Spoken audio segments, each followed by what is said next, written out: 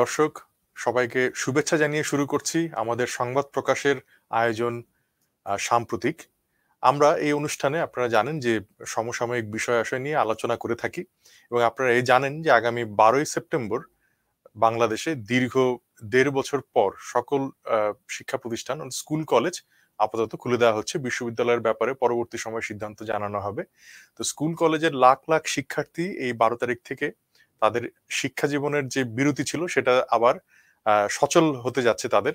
তো এই বিষয়টিকে মাথায় রেখে আমরা সংবাদ প্রকাশের পক্ষ থেকে গতকাল থেকে একটি ধারাবাহিকভাবে অনুষ্ঠান করছি। গতকালকে ছিল আমরা আলাপ করেছি যে মানসিক প্রস্তুতি আসলে কতটুকু নেওয়া দরকার।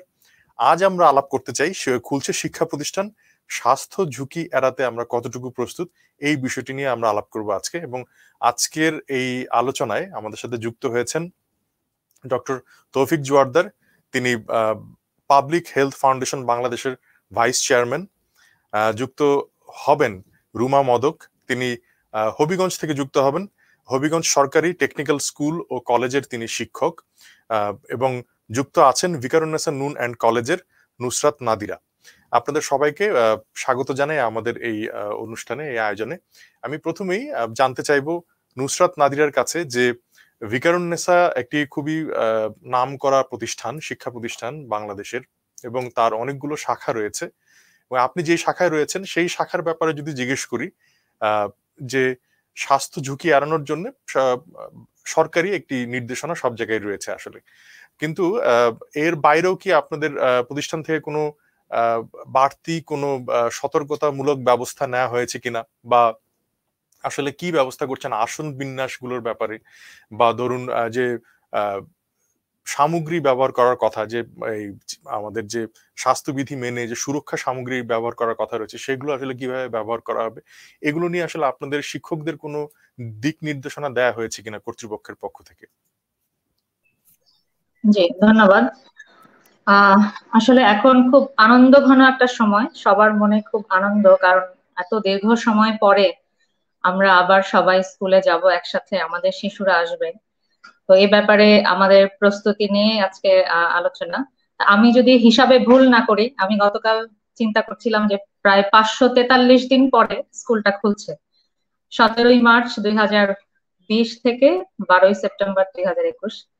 তো যখন আমাদের মাননীয় শিক্ষামন্ত্রীর মহোদয়ের যে নির্দেশনা সরকারিভাবে, তার নির্দেশনা, মাউসি থেকে বিভিন্ন নির্দেশনা আছে, এবং সেই অনুযায়ী আমাদের সম্মানিত অধ্যক্ষ ভিকারুন্নেসা নূন স্কুল অ্যান্ড কলেজে, তিনি আমাদের সম্মানিত গভর্নিং বডি সদস্যবৃন্দ এবং আমাদের সম্মানিত শাখা প্রধান, তারা সবাই মিলে যে সিদ্ধান্ত নিয়েছেন সেটি আমরা সবাই নির্দেশনা পেয়েছি স্বাস্থ্যবিধি মানা এবং পরবর্তী কার্যক্রম সম্পর্কে। যেমন এই ব্যাপারে আগামীকালও আমাদের একটা মিটিং হবে সব ব্রাঞ্চে। তো অলরেডি আমরা অনেকবার মিটিং এ বসেছি, নির্দেশনা পেয়েছি। যেমন স্কুলে সব থেকে ছোট ক্লাস, প্রথম শ্রেণী যেটা ক্লাস 1, সেই বাচ্চারা কিন্তু প্রথম এই বছর স্কুলে আসছে। তো তাদের ব্যাপারে একটু বাড়তি সতর্কতা আছে, অভিভাবকদের ব্যাপারে। অন্যান্য সব ক্লাসগুলো, যেমন এতদিন আমাদের জুমে ক্লাস হয়েছে, রেগুলার প্রতি সপ্তাহে ক্লাস হয়েছে। তো জুম ক্লাসে যেভাবে করে ক্লাস হয়েছে, মাধ্যমিকে হয়েছে, প্রাথমিকে হয়েছে 3 দিন। তো ওটাকে এখন আমরা ভাগ করে একদিন তারা স্কুলে আসবে ফিজিক্যালি, বাকি 2 দিন জুমে ক্লাস হবে।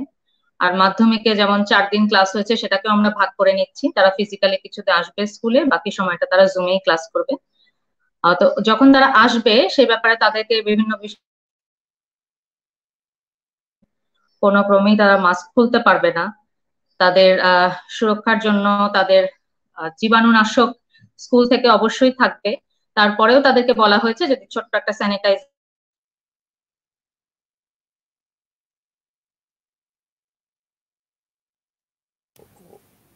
মানে স্যানিটাইজেশনের জন্য নিজেদের সাথেই কিছু হয়তোবা দ্রব্য তাদের রাখার জন্য নির্দেশনা দেওয়া হয়েছে।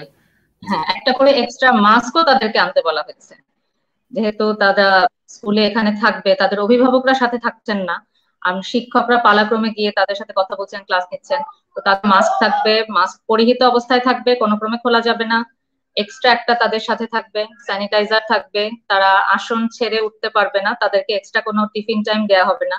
এতদিন পরে দেখা হলেও বন্ধু বান্ধবের সাথে করমর্দন কিংবা কোলাকুলি এখান থেকে বিরত থাকতে হবে, নিজেকে সংযত রাখতে হবে, এই ব্যাপারে তাদেরকে বলা হয়েছে। আর যখন তারা ওয়াশরুম ইউজ করতে যাবে তখনও তারা পর্যায়ক্রমে যাবে, একসাথে বেশি মানুষ যাবে না, সেখানেও অবশ্যই আমাদের আয়া থাকবে, তারা তদারকি করবে। যেমন মাঝখানেও আমরা যখন সরকার নির্ধারিত যে অ্যাসাইনমেন্ট এবং বাড়ির কাজগুলো আমরা জমা নিয়েছি তাদেরকে ফেরত দিয়েছি, তখনও কিন্তু এভাবে মেনটেন করা হচ্ছে। অভিভাবকরা কিভাবে লাইনে দাঁড়াবে দূরত্ব বজায় রেখে, শ্রেণীকক্ষে এসে যখন অভিভাবকরা আমাদেরকে দিয়েছেন একজন একজন করে প্রবেশ করেছেন, তো এভাবে আমরা জিনিসটা মেনটেন করেছি এতদিন। তো এখন যখন স্কুলটা খুলবে তো তখনও আমাদের এভাবে মেনটেন করতে হবে। আসন বিন্যাসের ক্ষেত্রে বলছি যে আমাদের এখানে তো ছাত্রী সংখ্যা আসলে অনেক, এক একটা শ্রেণীতে বিভিন্ন বিভাগ রয়েছে, সেকশন রয়েছে। প্রতিটা সেকশনকে আবার আমরা দুটো ভাগ করেছি, কারণ এখানে তো আসলে এত ফাঁকা করে বসানোর উপায় নেই, যেহেতু একদিন করে ক্লাস, তো রুম গুলো ফাঁকা থাকবে। প্রত্যেকটা সেকশন রোল অনুযায়ী ভাগ করা হয়েছে। তারা জিগজ্যাগ বা জেড আকারে এক বেঞ্চের ডান দিকে একজন, পরের বেঞ্চের বাঁ দিকে একজন, এভাবে করে জিগজ্যাগ বা জেড আকৃতি ভাবে আসন বিন্যাসের কথা বলা হয়েছে। এবং বেঞ্চে ট্যাগ লাগানো থাকবে, যেমন বিভিন্ন পাবলিক পরীক্ষা বা ওই সময় আমরা দেখি যে বেঞ্চে রোল নাম্বার গুলো লেখা থাকে, তো ওদের রোল নাম্বার ওভাবে সেট আপ করা হবে বেঞ্চে, সেইভাবেই তারা ওভাবে বসবে এবং তারা বেঞ্চ থেকে উঠবে না। যদি কোনো ক্রমে তাদের কোনো শারীরিক সমস্যা হয় তখন তারা শিক্ষকদেরকে জানাবে। আমাদের ওখানে একটা মেডিকেল সেন্টারও আছে যেখানে একজন সার্বক্ষণিক চিকিৎসক থাকেন, তো সেই ব্যাপারে আমরা সর্বাত্মক সহযোগিতা করব। তো অভিভাবকদেরও সচেতন হওয়ার জন্য আমরা অনুরোধ করছি যে তারাও যেন বাচ্চাদেরকে বুঝিয়ে বা শিখিয়ে স্কুলে পাঠান, যে তারা যেন এগুলো মেনটেন করে চলে। জি, ধন্যবাদ নুসরাত নাদিরা। আপনি যেভাবে বলছিলেন যে শিশুদের আসলে আমার মনে হলো যে স্কুল খোলার নামে মনে হলো যে আরো একটা কঠিন কঠোর নিয়ম শৃঙ্খলার মধ্যে তারা ঢুকে যাবে। এতদিন পর বন্ধুদের সাথে দেখা হবে, তারা স্পর্শ করতে পারবে না, আসন থেকে উঠতে পারবে না, মানে অনেকটা যেন আরো শৃঙ্খলিত অবস্থার মধ্যে তারা প্রবেশ করতে যাচ্ছে। ডক্টর তৌফিক জোয়ারদার, আপনার কাছে জানতে চাইবো যে আপনি যেহেতু জনস্বাস্থ্য নিয়ে কাজ করেন, সারা বাংলাদেশের যে অবস্থা, শিক্ষা প্রতিষ্ঠান বাদে আর সবকিছুই খোলা, তো এই অবস্থার মধ্যে এই বাচ্চাদেরকে এরকম নতুন করে একটা কঠোর নিয়ম কানুনের ভেতর ঢোকানো আসলে না ঢোকালেও কি চলতো না? মানে আপনি যেহেতু জনস্বাস্থ্য নিয়ে কাজ করেন এবং বাংলাদেশের পরিস্থিতি আপনি জানেন, তো এই বিষয়টা যদি একটু বলতেন আমাদের, যে আসলে এতটা কঠোর হওয়ার কি দরকার আছে আদৌ? আসলে কঠোর কঠোর দেখলে কঠোর, কিন্তু ডিসিপ্লিন হিসেবে মনে করলে এটাকে ডিসিপ্লিন মনে করতে হবে। আমাদের তো জীবনে ডিসিপ্লিনের প্রয়োজন আছে। তবে স্কুল খোলার ব্যাপারে সেই গত বছর সেপ্টেম্বর মাসেই ডব্লিউএইচও এবং ইউনিসেফ দুই জায়গা থেকেই, অর্থাৎ আজ থেকে প্রায় এক বছর আগেই কিন্তু এক ধরনের গ্রিন সিগন্যাল, যেখানে প্রযোজ্য সেসব জায়গায় গ্রিন সিগন্যাল দেওয়া হয়েছে এবং গাইডলাইনও দেওয়া হয়েছে। অর্থাৎ বিশ্ব স্বাস্থ্য সংস্থা বা ইউনিসেফ যারা জনস্বাস্থ্য নিয়ে কাজ করে তারা কিন্তু এভাবে ঢালাওভাবে দীর্ঘদিন স্কুল কলেজ বন্ধ করে রাখা বা শিক্ষা প্রতিষ্ঠান বন্ধ করে রাখার কথা বলেনি। জনস্বাস্থ্য এমন একটা বিজ্ঞান যেটা কিন্তু জীবনের অন্যান্য সকল বিষয়কে নিয়ে, অর্থাৎ আপনার এডুকেশন এটাকে বাদ দিয়ে জনস্বাস্থ্য হতে পারে না, আপনার নিরাপত্তা সেটাকে বাদ দিয়ে জনস্বাস্থ্য হতে পারে না, আপনার ট্রান্সপোর্টেশন সেটাকে বাদ দিয়ে জনস্বাস্থ্য হতে পারে না, আপনার কমিউনিকেশন, আপনি একজন সাংবাদিকতা করছেন, লেখালেখি করছেন, সবকিছুকে মিলেই আসলে জনস্বাস্থ্য। জনস্বাস্থ্য কোনো আলাদা কোনো ডিসিপ্লিন নয়। যার জন্য এই সবকিছুকে মাথায় রেখে আমরা যদি শিক্ষার গুরুত্বকে অনুধাবন করি এবং শিক্ষাকে আমরা একটা আমাদের জীবনের জন্য, আমাদের বেড়ে ওঠার জন্য একটা এসেনশিয়াল বা অপরিহার্য অনুষঙ্গ হিসেবে মেনে নিই, তাহলে কিন্তু সেই বিষয়টি মাথায় রেখেই আমাদেরকে মানে আমাদের পরবর্তী পদক্ষেপগুলো নিতে হবে। আপনি লক্ষ্য করে দেখেন, আমরা যখন রাস্তায় বের হই আমাদের কিন্তু একটা রিস্ক থাকে, একটা গাড়ি আমাদেরকে চাপা দিতে পারে। আমরা কি করি? আমরা রাস্তায় বের হয়ে প্রথমে ডানে তাকাই, বামে তাকাই, রাস্তা পার হই, ঠিক আছে? তার মানে আমাকে একটা প্রিকশন নিয়ে ঝুঁকি নিতে হয়। জীবনের প্রত্যেক ক্ষেত্রে এটা ঝুঁকি, এবং এটাও কিন্তু এডুকেশন বা শিক্ষার একটা অপরিহার্য অংশ, যে সারা জীবন আমাদেরকে নানা রকম ঝুঁকির মুখে পড়তে হবে এবং সেই ঝুঁকিগুলো থেকে আমাদেরকে বেঁচে থাকতে হবে। আমার ট্রান্সপোর্টের ক্ষেত্রে একটা ঝুঁকি থাকবে, আমি যদি হাত না ধুই খাওয়ার আগে বা বাথরুমের পরে আমার একটা ঝুঁকি থাকবে, আমি যদি পুষ্টিকর খাবার না খাই আমার ঝুঁকি থাকবে। তাহলে আমরা কি করব? এই ঝুঁকিগুলো থেকে বেঁচে থাকার জন্য আমরা যেই হেলথ মেজারগুলো নেওয়া দরকার, যেই মেজারগুলো নেওয়া দরকার সেগুলো নিতে হবে। এটাই জীবন, এটাই জীবনের শিক্ষা। এবং আমি আগেও যেমন বলেছি, জনস্বাস্থ্য কিন্তু জীবনের সকল অনুষঙ্গকে নিয়েই জনস্বাস্থ্য। কাজেই ওই বিষয়গুলো যদি আমরা রক্ষা করে জীবন চলতে পারি, অর্থাৎ আমরা যখন রাস্তা পার হব তখন যদি আমরা নিরাপদ থেকে রাস্তা পার হওয়ার কথা বলতে পারি, আমরা যখন খাবার গ্রহণ করব তখন যদি নিরাপত্তার কথা বলি, আমরা যখন শিক্ষা নিব সেটার ক্ষেত্রে যদি আমরা একটা নিরাপত্তার কথা, সব ক্ষেত্রে আমরা যদি নিরাপত্তার কথা চিন্তা করি, তাহলে কোভিড-19 পরিস্থিতিতে স্কুলে যাওয়ার ক্ষেত্রে কেন আমরা সেটার ব্যতিক্রম হবে। এখানেও আমাদের স্কুল কলেজ খোলা রাখতে হবে, স্কুল কলেজে যেতে হবে, কিন্তু তদারকি রাখতে হবে, নজরদারি রাখতে হবে, যেন স্কুল কলেজগুলো সেখান থেকে যেন কোনো ফোকাল পয়েন্ট তৈরি না হয়, অর্থাৎ ইনফেকশন যেন সেখান থেকে ছড়িয়ে না পড়ে, সে ব্যাপারে নজরদারি করতে হবে। কোথাও যদি মানে কোনো ছাত্র বা ছাত্রীর মাঝে যদি রোগের লক্ষণ দেখা যায়, তাকে তাড়াতাড়ি আইসোলেট করে ফেলতে হবে। সে কার কার সংস্পর্শে এসেছে সেটা আমাদের এটাকে বলা হচ্ছে কন্ট্যাক্ট ট্রেসিং করতে হবে, কার কার কন্ট্যাক্টে এসেছে সেটাকে ট্রেস করে বের করতে হবে, তাদেরকেও আলাদা করে অবজারভেশনে রাখতে হবে। কিন্তু এসবের মধ্য দিয়েই কিন্তু আমাদেরকে আমাদের যেই স্বাভাবিক কার্যক্রম, শিক্ষার যে কার্যক্রম, অপরিহার্য কার্যক্রম, এটার কোনো বিকল্প নেই, সবচেয়ে ইম্পর্টেন্ট। আমরা বরং এতদিন ধরে এটাকে নেগলেক্ট করেছি, এটা অনেক আগে এটা খুলে দেওয়া উচিত ছিল। আমি মনে করি যেটা এখনই খুলে দেওয়া হচ্ছে, এটা সব দিক থেকে এটা খুবই ভালো একটা কাজ হচ্ছে।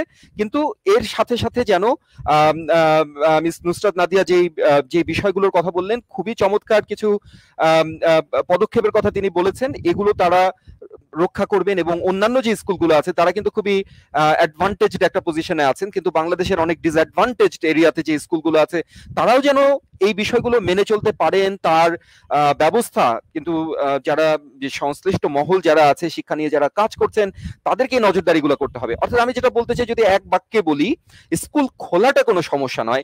জনস্বাস্থ্যের দৃষ্টিকোণ থেকে আমাদের যেটা কর্তব্য সেটা হচ্ছে জনস্বাস্থ্যের যে বিধিবিধানগুলো আছে সেগুলো সবাইকে ইনফর্ম করা,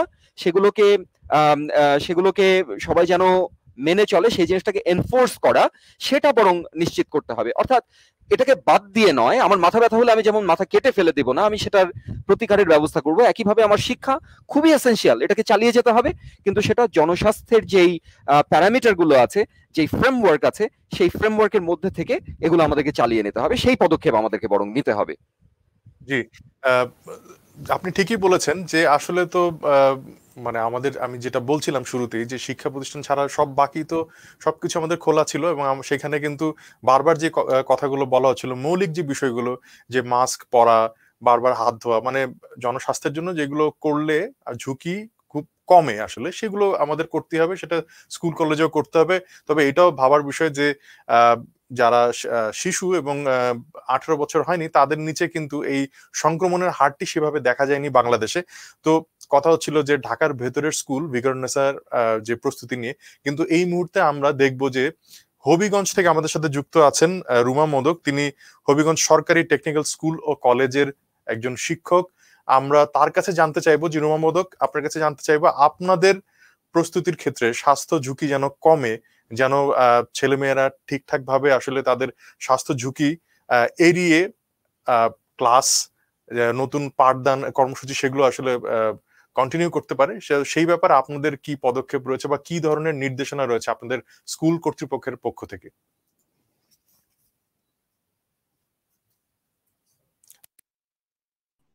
ধন্যবাদ বিধান, আমি দুঃখ প্রকাশ করছি দেরিতে প্রবেশ করার জন্য।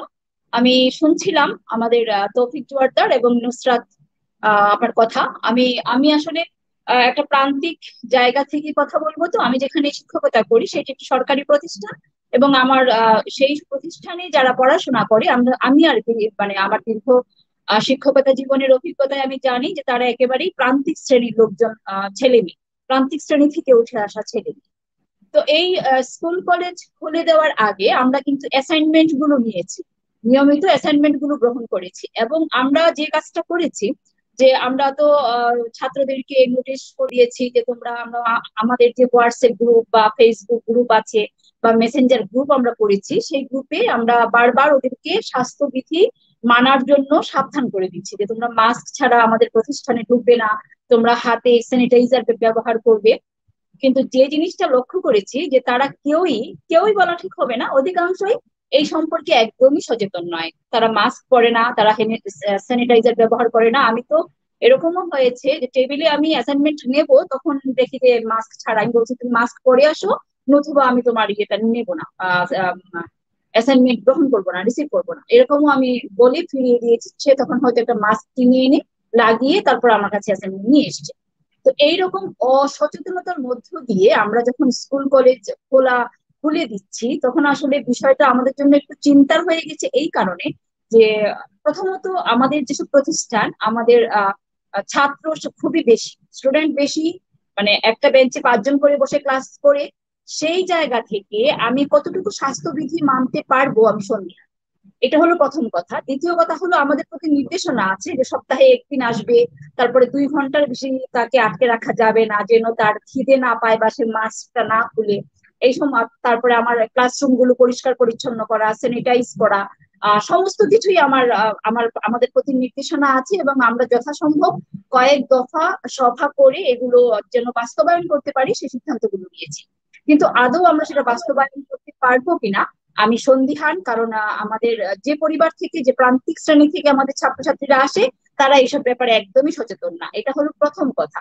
আর দ্বিতীয় যে কথাটা আমার তৌফিক হাসান জোয়ারদার বললেন, আমি ওনার সঙ্গে একমত হয়েই বলতে চাই যে আমাদের জনস্বাস্থ্য তো আসলে বিচ্ছিন্ন কোনো বিষয় না। আমার একাডেমি, আমার পড়াশোনা, সমস্ত কিছু নিয়েই তো আমার জনস্বাস্থ্য। আমাকে মানে আমি যা কিছুর মধ্যে সার্ভাইভ করি সবকিছু নিয়েই আমার জনস্বাস্থ্য। তো এই যে কথাটা বলছিলেন যে বাচ্চাদের ক্ষেত্রে সংক্রমণটা কম, আমি আসলে এটাকে একটু দ্বিমত পোষণ করতে চাই। কেননা আমি আক্রান্ত ছিলাম জুন মাসের 27 তারিখে। আমার পরিবারে প্রথম জ্বর এসছে আমার ছেলে, এবং তারপরে আসলো আমার ছেলেকে, যেহেতু আমি টেক কেয়ার করেছি, আমি ওকে মানে টেস্ট করাইনি, কারণ ওর একটা জ্বর আসার বাতিক আছে। ওর 2 মাস 4 মাস পরে পরে জ্বর আসে, মানে ছোট থেকে ওর একটা ওইরকম আছে। হয়তো অনেক টেস্ট করিয়েছি, তেমন কিছু পাইনি, কিন্তু জ্বর আসে আবার কমে যায়। এই জন্য ওকে আমার টেস্ট করা হয়নি। আমার যখন জ্বর আসলো আমিও টেস্ট করাইনি। যখন আমি স্মেল পাচ্ছিলাম না, গন্ধ পাচ্ছিলাম না, তখন আমি টেস্ট করিয়েছি। তখন হলো কি, আমি পজিটিভ হয়েছি। আমার ছেলে আর মেয়ে জমজ, ওরা ক্লাস 9-এ পড়ে। আমার মেয়ে পজিটিভ এসছে, কিন্তু আমার ছেলে নেগেটিভ এসছে। আমার মেয়ের কোনো ইয়ে ছিল না, কোনো রকম কোনো সিমটম ছিল না, ওর জ্বরও ছিল না, কিচ্ছু ছিল না। আমার কিন্তু 104-5 জ্বর ছিল, আমি স্মেল পাচ্ছিলাম না, আমি মানে পুরোই অসুস্থ ছিলাম, একদম মানে কি বলা যায়, হসপিটালাইজড হওয়ার আগের অবস্থায় ছিলাম আমি। কাজে বাচ্চাদের যে হয় না, আমার ধারণা আমার ছেলের মাধ্যমে আমার ঘরে ঢুকেছে জার্মটা। আমার ছেলে যখন আমি টেস্ট করিয়েছি ততদিনে এসে নেগেটিভ হয়ে গেছে, আমি আর আমার মেয়ে পজিটিভ এসেছে। এবং আমার মেয়ের কোনো সিমটম ছিল না, কিন্তু তার পিসিআর এবং অ্যান্টিজেন টেস্ট দুইটাতেই তার পজিটিভ এসেছে আমার মতো। ওদের বাবাও নেগেটিভ ছিল।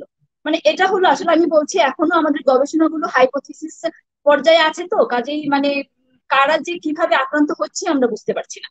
তো এই জন্য আমরা একটু ভয়েই আছি আসলে। তো এই ক্ষেত্রে আমার মনে হয় যে বাচ্চাদের টিকার বিষয়টি আমাদের স্কুলগুলো খুলে দেওয়ার আগে আমাদের যারা নীতি নির্ধারকরা আছেন, তাদের সবার আগে এই বিষয়টিতে গুরুত্ব দেওয়া দরকার ছিল যে আমাদের শিশুদের 18 বছর পর্যন্ত টিকা দেওয়া হচ্ছে।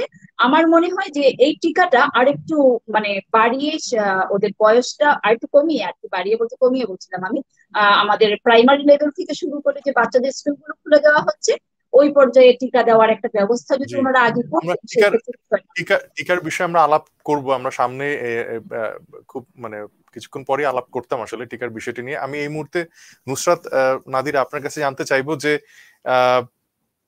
আপনাদের যে সিলেবাস এতদিন আপনারা কভার করেছেন 1.5 বছর, এবং সামনে যে পরিস্থিতির আমরা দেখছি যে 1 দিন করে ক্লাস সপ্তাহে হবে, আমরা জানি এটা নিউ নর্মাল, অর্থাৎ নতুন ধরনের স্বাভাবিক অবস্থার ভেতরে আমাদের ফিরতে হচ্ছে। এবং এই নিউ নর্মাল সিচুয়েশনের ভেতরে কতটুকু আসলে আমরা খাপ খাইয়ে নিতে পারবো, এবং জনস্বাস্থ্যের যে কথাটা বলা হচ্ছে যে সব মিলেই আসলে জনস্বাস্থ্য। ফরাসিতে একটা কথা আছে, বলে সেলাভি, এটাই তো জীবন। কাজে নানা ধরনের শঙ্কা ঝুঁকি এগুলো নিয়ে থাকবে, কিন্তু এর মধ্যেই সিলেবাসটা কি করে আসলে কমিয়ে আনা হবে কিনা, বা কিভাবে আসলে কভার করার পরিকল্পনা আছে, বা থাকলো সেটা মানে কিভাবে করবেন, এরকম কোন দিক নির্দেশনা আপনারা ভেবেছেন কিনা, এটা যদি সংক্ষেপে একটু বলতেন আমাদের। আসলে সিলেবাস কমিয়ে আনার ব্যাপারে এখনো আমাদের কোনো চিন্তা ভাবনা নেই আপাতত, কারণ আমরা বছরের শুরু থেকেই জুম ক্লাস করছি, রেগুলারলি ক্লাস হচ্ছে, এবং সেখানে পাঠ পরিকল্পনা বা লেসন প্ল্যান করেই কিন্তু ওদের ক্লাসগুলো নেওয়া হচ্ছে। যেমন প্রতি সপ্তাহে আমি ইংরেজি বিভাগে কাজ করি, আমাদের ইংরেজি শিক্ষকরা আমরা একটা মিটিং এর মাধ্যমে আমরা ঠিক করি যে এই সপ্তাহে প্রত্যেকটা ক্লাসে কিভাবে কি পড়ানো হবে। তো ওই ভাগগুলো আমরা সেভাবেই করে থাকি যেন আমাদের নির্ধারিত সময়ের ভেতরে আমাদের সিলেবাসে নির্ধারিত যে পাঠ্যসূচি আছে সেগুলো যেন শেষ হয়, যে আইটেম গুলো আছে। তো আপাতত সিলেবাস কমানোর কোনো চিন্তা ভাবনা এখনো নেই। আমরা আশা করি যে আমরা সিলেবাস শেষ করতে পারবো, কারণ জুম ক্লাস এবং ফিজিক্যালি ক্লাস যেহেতু একদিন করে আসবে, বাকি দুদিন আমরা জুমে অ্যাডজাস্ট করে নিব ক্লাসগুলো। তো আশা করি ইনশাল্লাহ আমরা শেষ করতে পারবো। তো ওদের আসলে জুমের সব ধরনের ক্লাসগুলো যখন আগে জুমে করা হতো, তার থেকে ওরা যে ক্লাসরুমে একদিন করে আসবে এটাও অনেক বড় একটা পাওয়া। কারণ বাচ্চারা যে ক্লাসরুমের পরিবেশটা তারা ভুলতে বসেছে অলরেডি, যারা ছোট শিশু এবং যারা প্রথম শ্রেণীর বা দ্বিতীয় শ্রেণীতে পড়ছে, তারা গত বছরও প্রথম শ্রেণীতে ছিল, 1-2 মাসের বেশি ক্লাস পায়নি। তারাও আর সেখান থেকে আসলে শিক্ষা শ্রেণী কক্ষ থেকে তো অনেক কিছু শেখার আছে। তাদের যেমন শৃঙ্খলা শিখতে হবে, তাদের আচার আচরণ, বন্ধুর সাথে কি ধরনের আচরণ, কি ধরনের সম্পর্ক, শিক্ষকের সাথে কি ধরনের আচরণ। তো এই জিনিসগুলো আমরা অনেক সময় কিছুটা সমস্যা দেখেছি জুম ক্লাস নেওয়ার সময়, এবং অভিভাবকদের সাথেও আমাদের অনেক সময় মতানৈক্য হয়, কারণ তারা যখন ক্লাসরুমে আমরা পড়াই ঠিক ক্লাসরুমের মতো করে আমি কিন্তু জুম ক্লাসে 100 ভাগ দিতে পারি না, কারণ নেটওয়ার্কে অনেক সমস্যা থাকে। দেখা যায় আমার 40 মিনিটের ক্লাস আমি জয়েন করেছি, আমার বাচ্চারা প্রথম 20 মিনিট পর্যন্ত বাচ্চারা জয়েন করেই যাচ্ছে। তো আমি যখন কোনো কথা বলছি, ওরা মাত্র জয়েন করে এবং বলে, মিস আমার এখানে ইলেকট্রিসিটি ছিল না, আমার এখানে আমি জয়েন করতে পারছিলাম না, আপনি কি পড়াচ্ছেন। তো দেখা যাচ্ছে প্রথম 15 মিনিট আমাকে তাকে টপিকটা বারবার বারবার রিপিট করে বলতে হচ্ছে। যারা আগে জয়েন করেছে তারা বিরক্ত হয়ে যাচ্ছে। তো এরকম অনেক ধরনের সমস্যা হয়ে থাকে। তো তারা যেহেতু শ্রেণীকক্ষে আসবে, একদিন হলেও আমাদের সঙ্গে দেখা হচ্ছে, তো সেক্ষেত্রে আমরা হয়তো তাদের সমস্যাগুলো অনেক ভালোভাবে দ্রুত মেকআপ করে দিতে পারবো ইনশাল্লাহ। এবং তারা যেহেতু রেগুলার এখন একদিন করে খোলা থাকলে আমরা চাইবো যে অভিভাবকরা যেন এই একদিন তাদেরকে স্বাস্থ্যবিধি মেনে সুন্দরভাবে বুঝিয়ে ক্লাসরুমে পাঠান। বাচ্চারাও খুব আগ্রহী, বাচ্চারা তো ঘরে থাকতে চায় না, তারা খুবই স্কুলে যেতে চায়। যেমন আমি একটু ব্যক্তিগত কথা শেয়ার করি যে আমার ছেলে, সে প্রথম শ্রেণীতে পড়ে, সে আজকে আমাকে বিকেল বেলা বলছিল যে সামনের বাসার বারান্দায় বাচ্চাদের সাথে সে কথা বলে দাঁড়িয়ে দাঁড়িয়ে। তো আজকে আমাকে বলেছে যে ওরা আমার সাথে আর বন্ধুত্ব করতে চাচ্ছে না, কিন্তু আমার খুব বন্ধু পেতে ইচ্ছা করে, আমি এখন বন্ধু কোথায় পাবো। বন্ধুর সাথে সামনাসামনি কথা বলা দুটো, এটা সে খুব মিস করে। সে এখন ঘরে বসে দাদির সাথে দাবা লুডো খেলে সময় কাটায়। তো তার যে উচ্ছ্বাস, তার যে শৈশবের আনন্দ, সেটা থেকে কিন্তু সব শিশুরাই বঞ্চিত। তো স্কুলটা খুলবে, আসলে আশঙ্কা থাকবে, আহ আমাদের মনে ভয় থাকবে, ঠিক আছে, কিন্তু আমরা শৃঙ্খলা মেনে চেষ্টা করব তারা যেন সিলেবাসটা শেষ করতে পারে, তাদের শৈশবের আনন্দটাও পাশাপাশি ফিরে পায়। যদিও কঠোরতা আছে, আইন কানুন আছে, নিয়ম আছে, অনেক নিয়মের বেড়াজাল, তার ফাঁকেও আশা করি যে আমরা আমাদের দায়িত্বটুকু ঠিক মতো পালন যদি করি, তারাও যদি আমাদেরকে সহযোগিতা করেন, অভিভাবকরাও সাহায্য করেন, বাচ্চাদের অনেক আগ্রহ আছে, অনেক আগ্রহ আছে শেখার, আমরাও চেষ্টা করলে সবই আমরা সময় মতো শেষ করতে পারবো। জি, মানে আমিও সেটা মনে করি যে আপনি যে কথাটা বললেন খুবই গুরুত্বপূর্ণ। একটু হচ্ছে তার শারীরিক স্বাস্থ্য, আর একটু হচ্ছে মানসিক স্বাস্থ্য। কাজেই একটি শিশুর বেড়ে ওঠার ক্ষেত্রে তার বিকাশ এবং তার, আমি বলবো যে সুষম বিকাশ, পূর্ণ বিকাশের ক্ষেত্রে তার মানসিক স্বাস্থ্য এবং শারীরিক স্বাস্থ্য দুটোই কিন্তু খুব জরুরি, এবং সেই কাজটি কিন্তু স্কুল বা শিক্ষা প্রতিষ্ঠান করে, যেন তার এই বন্ধুর সাথে মেলামেশা এবং তার যে পরিবেশ প্রতিবেশ সমস্ত কিছুই আসলে তাকে সহযোগিতা করে তার বেড়ে ওঠার ক্ষেত্রে। আমি শেষের দিকে চলে এসেছি, ডক্টর তৌফিক জোয়ারদার, আপনার কাছে জানতে চাইবো যে আসলে এমন করলে কি হতো না যে এই টিকাদান পদ্ধতির ক্ষেত্রে, যেহেতু শিক্ষা খুবই একটি সেন্সিটিভ বিষয় এবং খুবই গুরুত্বপূর্ণ বিষয় যে কোনো রাষ্ট্রের জন্যই, তো এমন করলে কি হতো না যে টিকা কেন্দ্রে সবাই টিকা দিতে যায়, যদি টিকা কেন্দ্রটি যদি চলে আসতো শিক্ষা প্রতিষ্ঠানগুলোতে এবং সেখানে শিক্ষকদের আগে টিকা দেওয়ানোর ব্যবস্থা করা যেত, তাহলে আপনার কাছে কি মনে হয় না যে জনস্বাস্থ্যের ক্ষেত্রে আরো অনেক বেশি আসলে আমরা নিরাপত্তা বলয় তৈরি করতে পারতাম? নিশ্চয়ই। এটা মানে আপনি জানবেন যে ডব্লিউএইচও কিন্তু একদম শুরু থেকেই প্রায়োরিটাইজেশনের কথা বলে এসছে, যে কারা কারা সেটা আগে প্রায়োরিটাইজেশন করতে হবে। আমাদের দেশে প্রথমে যে প্রায়োরিটাইজেশন করা হলো, প্রায় 65 রকমের প্রায়োরিটাইজেশনের একটা বিশাল লিস্ট ধরিয়ে দেওয়া হলো। আসলে কিন্তু এত বড় লিস্ট দিলে মানুষ কনফিউজড হয়ে যায়। আপনার এটা 3-4টার বেশি ক্রাইটেরিয়া থাকে না, কিন্তু তার মধ্যে শিক্ষকরাও পড়েন, কারণ তাদেরকে ছাত্রদের সংস্পর্শে আসতে হয়, তাদেরকে বাসার বাইরে যেতে হয় এবং একটা এসেনশিয়াল সার্ভিস দিতে হয়। কাজে শিক্ষকরা ডেফিনেটলি আমি মনে করি যে প্রায়োরিটি লিস্টের মধ্যে তারা আসতে পারেন। কাজেই এখন আমি এটাকে ডেলিভারি কিভাবে করবো, দ্যাটস এ ডিফারেন্ট স্টোরি। এক একটা কান্ট্রি এক একভাবে এটা স্ট্র্যাটেজাইজ করেছে। বাড়ি যেমন আমাদের দেশে যেই চাইল্ডহুড ইমিউনাইজেশন যেটা, সেটা সাধারণত কমিউনিটি বেসড হয়, যে একটা বাসার কাছে একটা প্লেস ঠিক করা হয়, সেখানে সব মানে যেখানে সবার আসা সহজ সাধ্য হয় এরকম জায়গায় গিয়ে মারা এসে তাদের সন্তানদেরকে টিকা দিয়ে নিয়ে যান আর কি, যেটা স্যাটেলাইট ক্লিনিক বলে। এখন কমিউনিটি ক্লিনিক হয়েছে, সেখানেও হয়, উপজেলা হেলথ কমপ্লেক্স গুলোতে যেমন হয় সেরকমও হয়, কিন্তু একদম দোরগোড়ায় টিকা পৌঁছে দেওয়ার ব্যবস্থা কিন্তু আমাদের দেশে বহুদিন ধরে আছে, এবং সেটার যে ট্রেনিং বলেন, সেটার যে লজিস্টিক সাপোর্ট বলেন, সেগুলো আমাদের দেশে আছে। কাজে এটা করা যেত, কিন্তু সেই সিদ্ধান্তটা আমরা নিইনি। আমরা যেটা করেছি, আমাদের দেশে যে কোনো কারণে নীতি নির্ধারকরা সিদ্ধান্ত নিয়েছেন যে ফ্যাসিলিটি বেসড তারা টিকা দিবেন। একদম শুরু থেকে আপনি যদি দেখেন বিভিন্ন হাসপাতালে গিয়ে তারপরে আবার সেই টিকার জন্য রেজিস্ট্রেশন করতে হয় খুবই হাইটেক একটা পদ্ধতিতে। আমি অনেক মানে উচ্চশিক্ষিত মানুষকে দেখেছি যে তাদেরকে এই যে রেজিস্ট্রেশন করার ভয়ে তারা টিকা নিতে পারেননি। কাজে আপনার যে প্রস্তাবটা যে স্কুলে গিয়ে টিকা দিতে হবে, শুধু স্কুলে কেন, আমি তো মনে করি যে আমরা যাদেরকে মনে করছি যে যেই এসেনশিয়াল সার্ভিস প্রোভাইডার যারা এক্সপোজ, আমি বলছি প্রায়োরিটি বেসিসে, প্রায়োরিটি বেসিস। হ্যাঁ, 1 নাম্বার স্কুল প্রতিষ্ঠান, শিক্ষা প্রতিষ্ঠান, 2 number B, 2 number 3 number C, এরকম করে বলছি আর কি। এক্স্যাক্টলি সেটাই, মানে প্রায়োরিটি তো সেটাই, যে আপনাকে এই প্রায়োরিটির লিস্টটা সেট করতে হবে, এবং সেই প্রায়োরিটিতে ডেফিনেটলি মানে যারা স্বাস্থ্য সেবা প্রদান করে তাদের প্রায়োরিটিটা সবার আগে, কারণ তাদেরকে রেগুলার এটা ডিল করতে হয়, একজন অসুস্থ মানুষকে ডিল করতে হয়। এবং এরপরেই কিন্তু সাধারণত পুলিশ, এরপরেই সাংবাদিক, এরপরেই ব্যাংকিং এর সাথে যারা জড়িত এবং শিক্ষক শিক্ষিকা যারা আছেন, তারা একই গ্রুপের মধ্যে পড়ে যান। মানে ডাক্তারদের পরেই যদি কেউ টিকা পাওয়ার অধিকার রাখেন, আমি মনে করি যে যারা এইভাবে এসেনশিয়াল সার্ভিসগুলো জনগণের সান্নিধ্যে যেগুলো দিতে হয়, যাদের এক্সপোজড হওয়ার চান্স থাকে, তাদেরকে ডেফিনেটলি প্রায়োরিটাইজ করে টিকার আওতায় নিয়ে আসাটা জরুরি ছিল, এবং সেটা এখনো করা যায়। আর আমি একটা জিনিস একটু অ্যাড করতে চাচ্ছি, সেটা হচ্ছে যে এই যে আপা যেটা বলছিলেন যে রুমা মোদক, যে বাচ্চাদের ডিজিজ হয় না, আসলে এখানে একটু আমাদের মিসআন্ডারস্ট্যান্ডিং অনেকের মধ্যে আছে, যে বাচ্চাদের হয় না এটা আসলে বলা হয়নি কখনো। যেটা হয় যে বাচ্চাদের সিভিয়ারিটিটা তুলনামূলকভাবে কম হয়, যে কারণে মানে বয়স্কদের সিমটমটা প্রকাশ পায় বেশি, যত বেশি বয়স বেশি হয় সিমটমটাও বেশি প্রকাশ পায়, তার মৃত্যু ঝুঁকিও বেড়ে যায়। সেক্ষেত্রে আপনার যেমন শিশু সন্তানের কথা আপনি বলছিলেন যে তার বোঝাও যায়নি যে তার আদৌ কোভিড পজিটিভ, এটাই হয় সাধারণত বাচ্চাদের ক্ষেত্রে। আপনি টেস্ট করালে পজিটিভ পাবেন, কিন্তু তার ভিতরে আপনি লক্ষণ দেখবেন না, এটাই সাধারণত ঘটে, যেটা আপনার সন্তানের ক্ষেত্রে এটাই ঘটেছে।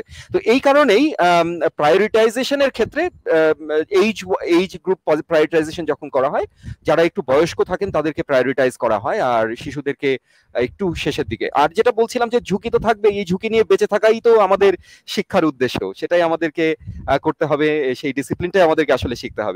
আমি I understand and I appreciate যে আপনারা যে অত্যন্ত রুমাদি, আপনি যেটা বলছিলেন যে একটা সীমাবদ্ধতার মধ্যে প্রান্তিক জনগোষ্ঠীকে আপনারা যে সার্ভিসটা দিচ্ছেন, এটা অত্যন্ত অ্যাপ্রিশিয়েবল।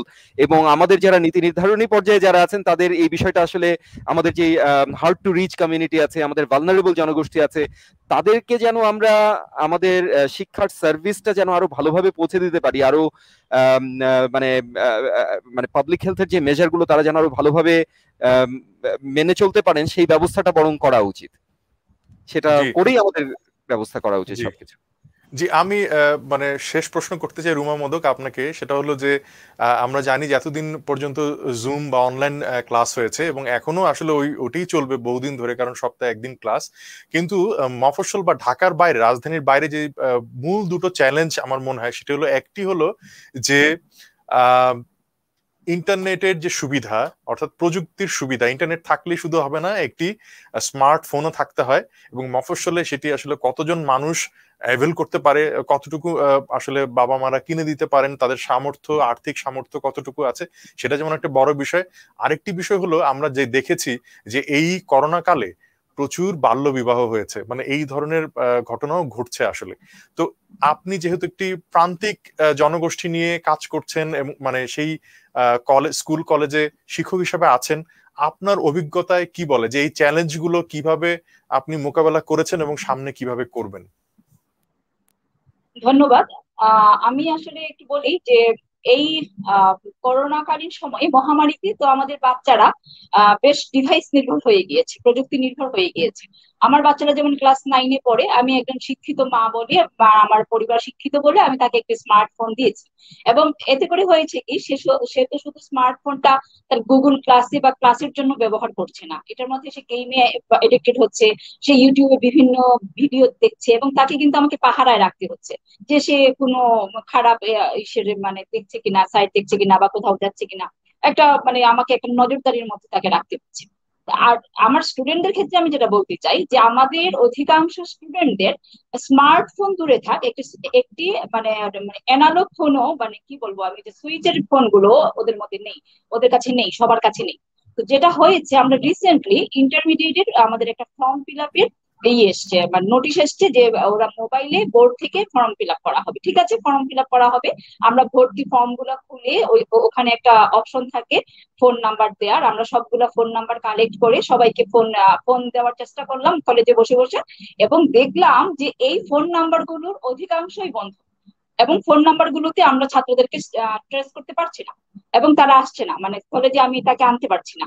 এবং যখন দুই একজন ছাত্র আসছে ফর্ম ফিল আপ করতে বা ওদের ইনফরমেশন গুলো দিতে, তাদের কাছ থেকে আমরা খবর পাচ্ছি যে আমাদের ইন্টার পরীক্ষার্থী বা এইচএসসি পরীক্ষার্থী অধিকাংশ ছাত্রীর বিয়ে হয়ে গিয়েছে। এটা একটা ভীষণ মানে মারাত্মক রকম একটা মানে ডিজাস্টার আমি বলবো আমাদের বাংলাদেশের শিক্ষা ব্যবস্থার জন্য। আমরা যদি আসলে সত্যিকার অর্থে শুধুমাত্র ইন্টারনেট এবং এই স্মার্ট ডিভাইসটি করতে পারতাম, মানে নিশ্চিত করতে পারতাম প্রতিটি স্টুডেন্টের জন্য, প্রতিটি প্রতিষ্ঠানের জন্য, আমার মনে হয় যে এই ডিজাস্টার গুলো বাংলাদেশে ঘটতো না। যার প্রভাবটা কিন্তু আমরা বুঝবো 20 বছর পরে, 25 বছর পরে, যখন এই বাচ্চা মেয়েগুলো, আন্ডার এজ মেয়েগুলো মা হবে, এবং আমাদের জনসংখ্যাও একটা বিস্ফোরণ করতে পারে, এবং একটা বিশাল সামাজিক পরিবর্তন কিন্তু আমরা দেখবো। আমার কাছে মনে হচ্ছে এই মহামারীর পরে একটা দীর্ঘমেয়াদী পরিবর্তন আমরা দেখবো। জি, মানে আসলে যে কোনো ক্ষতিরই আশপাশের আসলে চারিপাশে আরো অনেক ধরনের ক্ষতির সম্মুখীন হই আমরা। এটা তো আসলে বলার অপেক্ষা রাখে না, কিন্তু তারপরও যারা নীতি নির্ধারণী পর্যায়ে রয়েছেন তাদের উচিত এই সমস্ত আহ, যে প্রান্তিক জনগোষ্ঠীর যে সমস্ত সমস্যা তারা মোকাবেলা করছে সেগুলো ভেবে দেখা, এবং শিক্ষা প্রতিষ্ঠানগুলোর সবগুলোর অবস্থা তো একরকম নয়। রাজধানী এবং রাজধানীর বাইরের চিত্র অনেকটাই আলাদা। আসলে সেই জায়গাগুলোকে চিহ্নিত করে সমাধান কি হবে সেটার জন্য দীর্ঘমেয়াদী পরিকল্পনা এবং জনস্বাস্থ্যকে সার্বিকভাবে বিবেচনা করে, যেহেতু এটি একটি মহামারী চলছে এখনো পর্যন্ত, দ্বিতীয় ঢেউ, তৃতীয় ঢেউ, এমনকি চতুর্থ ঢেউ আসতে পারে, বিশ্বের নানা জায়গায় শোনা যাচ্ছে। তো এই সমস্ত কিছু বিবেচনায় নিয়ে একটি দীর্ঘমেয়াদী পরিকল্পনা আমাদের যেতে হবে, কারণ হাত পা গুটিয়ে বসে থাকলে তো হবে না।